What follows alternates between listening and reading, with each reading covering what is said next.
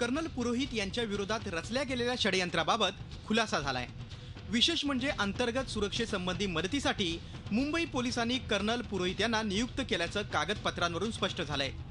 यासंबंधी कर्नल पुरोहित आणि वरिष्ठ लष्करी अधिकारी यांच्यातल्या पत्रव्यवहारांची प्रतच झी मीडियाला मिळाली आहे। सिमी, आयसिस आणि इतर दहशतवादी संघटनांचा सामना करण्यासाठी कर्नल पुरोहित मुंबई एटीएसला प्रशिक्षण देत असल्याचं यातून स्पष्ट झालंय।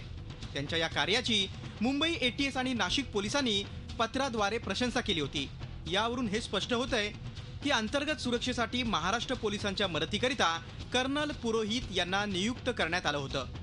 वरिष्ठ लष्करी अधिकाऱ्यांना पुरोहित यांच्यावरच्या या जबाबदारीची माहिती होती।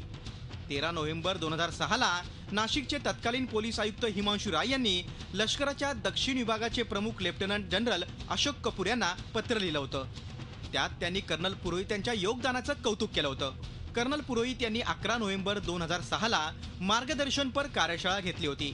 त्याआधी प्रशिक्षण द्यावं याकरिता ऑगस्ट 2005 मध्ये मुंबई एटीएसनं कर्नल पुरोहित यांना पत्र लिहिलं होतं। त्यासाठी मुंबई एटीएसनं 22 आणि 23 ऑगस्ट 2005ला कर्नल पुरोहित यांची कार्यशाळाही आयोजित केली होती आणि मुंबई एटीएसचे तत्कालीन प्रमुख KP रघुवंशी यांनी त्याकरिता कर्नल पुरोहित यांना आभाराचं पत्रही लिहिलं होतं। विशेष म्हणजे 2006 मधल्या मालेगाव स्फोट प्रकरणातील 9 आरोपींचा संबंध सिमीशी असल्याचं तत्कालीन मुंबई एटीएस प्रमुख KP रघुवंशी यांनी म्हटलं होतं। ही बाब लक्षात घेण्यासारखी आहे। Bureau report, Zee Media. Zee 24 तास रहा एक पाऊल पुढे।